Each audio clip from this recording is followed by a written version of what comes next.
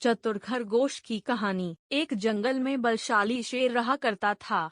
वह रोज शिकार पर निकलता और जंगल के जानवरों का शिकार कर अपनी भूख शांत करता था। एक साथ वह कई कई जानवरों को मार देता। ऐसे में जंगल में जानवरों की संख्या दिन पर दिन कम होने लगी। डरे हुए जानवरों ने इस समस्या से निपटने के लिए सभा बुलाई। वहां निर्णय लिया गया कि शेर से मिलकर इस विषय पर बात की जानी चाहिए। इसके लिए जानवरों का एक दल बनाया गया। अगले दिन वह दल शेर से मिलने पहुंचा। शेर ने जब इतने सारे जानवरों को अपनी गुफा की ओर आते देखा तो आश्चर्य में पड़ गया। वह गुफा से बाहर आया और गरजकर जानवरों के दल से वहां आने का कारण पूछा। दल का मुखिया डरते डरते बोला, वनराज, आप तो वन के राजा हैं। हम सभी आपकी प्रजा है। आज आपकी प्रजा आपसे एक विनती करने आई है। कैसी विनती? शेर ने पूछा। वनराज, आप रोज शिकार पर निकलते हैं और कई जानवरों को मार देते हैं। आप उन सभी मरे हुए जानवरों का भक्षण भी नहीं कर पाते। हम सबका विचार था कि आपकी भूख मिटाने यदि रोज एक जानवर आपके पास भेज दिया जाए तो आपको भी आराम रहेगा और हम भी भयमुक्त रहेंगे। शेर को बिना मेहनत शिकार प्राप्त हो रहा था, इसलिए उसने यह निवेदन स्वीकार कर लिया। किंतु साथ ही चेतावनी भी दी कि जिस दिन उसके पास जानवर नहीं पहुंचेगा, उस दिन वह सबको मार डालेगा। उस दिन के बाद से प्रतिदिन एक जानवर का चुनाव कर उसे शेर के पास भेजा जाने लगा। अब शेर दिन भर गुफा में पड़ा आराम करता रहता। परिणामस्वरूप अन्य जानवर जंगल में सुकून से जीवन जीने लगे। एक दिन शेर का भोजन बनने की एक खरगोश की बारी आई। खरगोश शेर की गुफा की ओर चल तो पड़ा, किंतु मृत्यु निकट होने के कारण वह अत्यंत भयभीत था। वह धीरे धीरे कदम बढ़ाता हुआ चला जा रहा था। साथ ही किसी तरह अपने प्राण बचाने का उपाय भी सोचता जा रहा था। चलते चलते रास्ते में एक पानी का गहरा तालाब था। उसके पास जाकर जब खरगोश ने उसमें झांका तो उसे अपनी परछाई दिखाई पड़ी। उसी क्षण खरगोश को अपनी जान बचाने का एक उपाय सूझ गया। उपाय सूझते ही खरगोश में एक नए जोश का संचार हो गया। उसे शेर के पास जाने की कोई जल्दी नहीं थी। कुछ देर तालाब के पास आराम करने के बाद वह शेर के पास पहुंचा। इधर भूखा शेर अपने भोजन के आने में हो रही देरी से क्रोध में लाल पीला हुआ जा रहा था।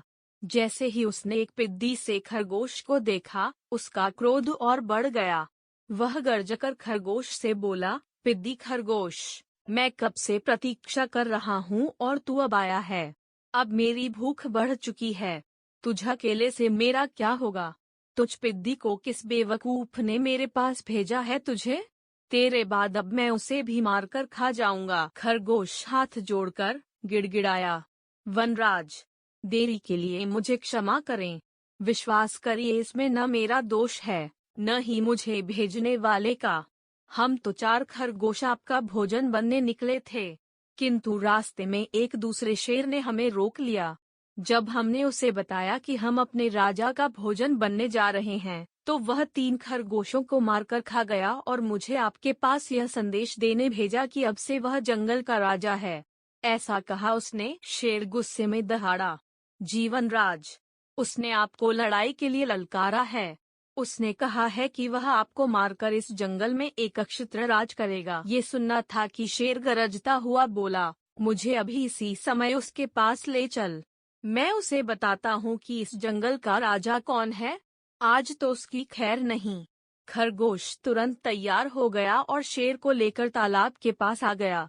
तालाब को दिखाते हुए वह बोला, वनराज, ये उस शेर का घर है। वह इसी तालाब में बने गुफा में रहता है। आप उसके द्वार से उसे ललकारिए। शेर ने तालाब में झांककर देखा तो उसे अपनी परछाई नजर आई।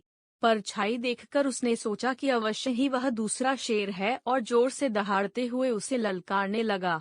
अपनी परछाई देखकर उसे लगा कि दूसरा शेर भी दहाड़ते हुए उसे ललकार रहा है। उस ललकार का उत्तर देते हुए उसने तालाब में छलांग लगा दी, लेकिन गुस्से में वो भूल गया कि उसे तैरना तो आता ही नहीं है। वह पानी में गिरा और डूबकर मर गया। शेर के मरने के बाद खरगोश खुशी खुशी वापस लौटा और जंगल के अन्य जानवरों को खुशखबरी सुनाई।